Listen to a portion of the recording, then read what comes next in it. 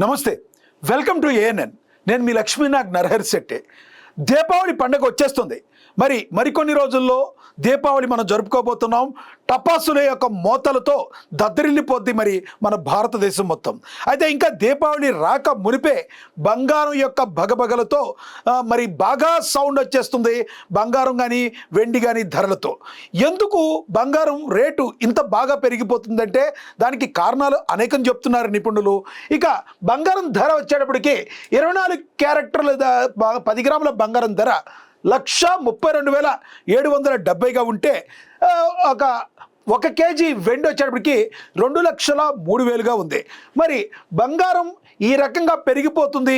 ఎందుకు ప్రజలందరూ కూడా బంగారం మీద ఇన్వెస్ట్ చేస్తున్నారు అంటే దానికి కారణం, ఎప్పుడైనా కూడా బంగారం రేటు పెరుగుద్దే కానీ తగ్గుముఖం అనేదే పట్టదు. తగ్గినా కూడా అది 100ల్లో తగ్గుతుంది, కానీ వేలల్లో పెరుగుతుంది అనే ఒక నమ్మకం మనం చూసుకోవచ్చు.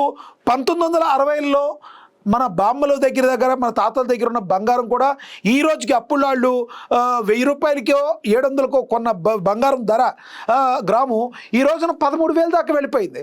అంటే ఎంత రేంజ్లో పెరుగుతుందో బంగారం ధర మనం గమనించవచ్చు.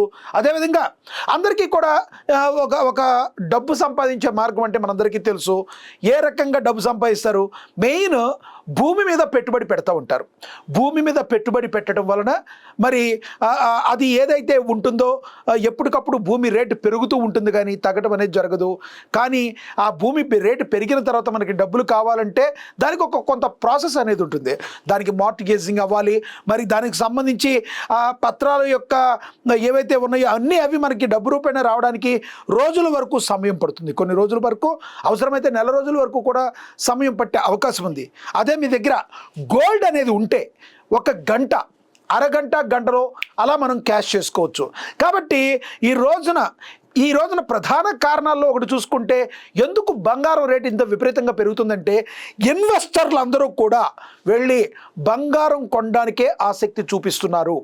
అసలు ఒక రకంగా చెప్పాలంటే ట్రంప్ మామ ఏమంటే అమెరికాలో కాలు మోపాడో కానీ దేశాధ్యక్షుడిగా అక్కడి నుంచి కూడా బంగారం రేటుకి రెక్కలు వచ్చినాయితే మనం అయితే చెప్పొచ్చు.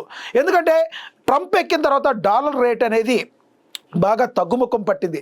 ఎప్పుడైతే డాలర్ రేటు తగ్గిందో దానికి సంబంధించి ఈ బంగారం ద్వారా వాళ్ళ దగ్గర ఏవైతే బంగారం ఉందో వాటిని కూడా వాళ్ళు మళ్ళీ వెనక్కి తెచ్చుకోవడం అయితే మనం అయితే గమనిస్తున్నాం. భారతదేశమే కాదు, చైనా కానీ అనేక దేశాలన్నీ కూడా బంగారాన్ని విపరీతంగా కొంటున్నాయి.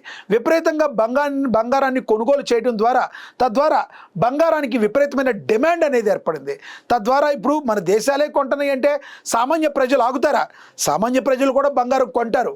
అయితే ఇప్పుడున్న పరిస్థితుల్లో సామాన్య ప్రజలకి ఈ బంగారం కొనడానికి ఇప్పుడు వరకు అయితే ఓకే, కానీ తర్వాత రానున్న రోజుల్లో కొనగలరా అంటే అది $1 మిలియన్ ప్రశ్నగా ఉండిపోతుంది. ఎందుకంటే బంగారం కొనాలి అంటే రానున్న రోజుల్లో అది ఇంకా దగ్గర 2 లక్షలు దాటిపోద్దని కూడా అంటున్నారు. దీనికి ఆట్టే సమయం కూడా పట్టేటట్టు లేదని కూడా చెప్తున్నారు. కాబట్టి మనం చూస్తున్నాం, గత 10 రోజుల నుంచి కానీ 15 రోజుల నుంచి కానీ విపరీతమైన ఈ బంగారు ధరలు పెరిగిపోవడం చూసి చాలామంది అయితే అప్పు చేసైనా సప్పు చేసైనా ముందు ఒక అవసరమైతే ఒక ₹10 వడ్డీకి తెచ్చైనా కూడా ఏదైనా చేసి ముందు మన దగ్గర ఒక 50,000 ఉన్నా, ₹1,00,000 ఉన్నా, 2 లక్షలు ఉన్నా, ఎంతున్నా ముందు బంగారం అయితే కొనడానికి సామాన్య మానవుడైతే ముందడుగైతే వేస్తున్నాడు. వచ్చేది దీపావళి. ఈ దీపావళి రానున్న సందర్భంగా బంగారం షాపులన్నీ కూడా కిటకిటలాడిపోతున్నాయి. ఎక్కడ కూడా ఖాళీ లేదు. అయితే ఇక్కడ మనం కొన్ని జాగ్రత్తలు అయితే వహించాలి. ఆ జాగ్రత్తలు, బంగారం 24 క్యారెట్లు, 22 క్యారెట్లు మనకు ఉంటుంది. ఈ మధ్య 9 క్యారెట్లు అంటూ కూడా కొంత వస్తుంది. ఇలాంటివి అయితే కొనకూడదని అయితే నిపుణులు అయితే చెప్తున్నారు. 22 క్యారెట్లు, 24 క్యారెట్ల యొక్క బంగారాన్ని మనం ఎక్కడ కొనాలి? దీనిలో మనం అంతతో సామాన్య మానవుడికి అది ఏంటి అనేది మనకు తెలియదు.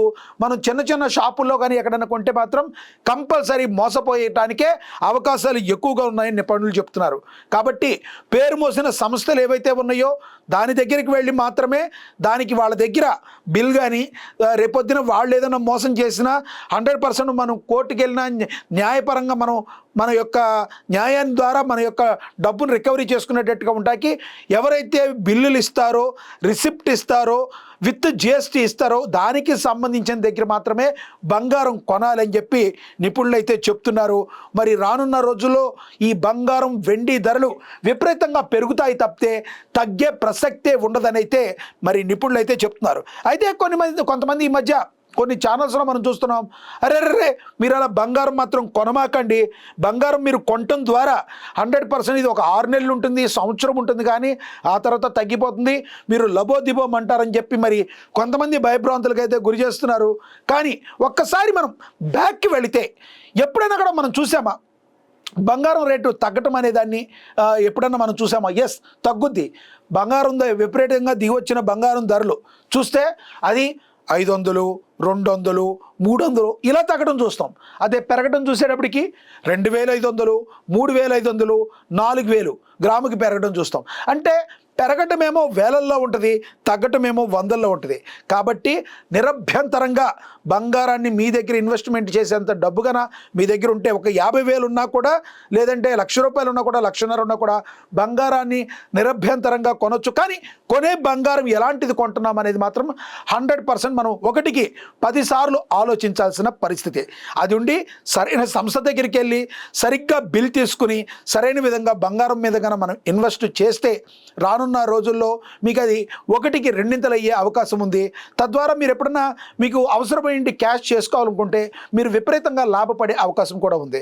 కాబట్టి బంగారం విషయంలో ఎవరు కూడా కొనటానికి నిరభ్యంతరంగా కొనొచ్చు అని చెప్పి నిపుణులు అయితే చెప్తున్నారు. ఇంత బగబగ మండిపోతున్నా మరి ప్రజలందరూ కూడా అందుకే బంగారం కొనటానికైతే ముందడుగైతే వేస్తున్నారు. మరి రానున్న రోజుల్లో ఈ బంగారం ధర ఎక్కడికి వెళుతుందో, సామాన్య ప్రజలందరూ ఎక్కడికి తీసుకెళ్ళిపోతుందో ఆ దేవుడికే ఎరుక, లేదంటే ఆ ట్రంప్ మామకే ఎరుక అన్నట్టుగా మరి అందరికీ మరి తెలుస్తుంది. కానీ ఒకటి మాత్రం నిరభ్యంతరంగా మనం అయితే బంగారం అయితే కొనొచ్చు. మరి మీరేమనుకుంటున్నారు కింద కామెంట్ బాక్స్ రూపంలో కామెంట్స్ తెలియచేయండి. నమస్తే.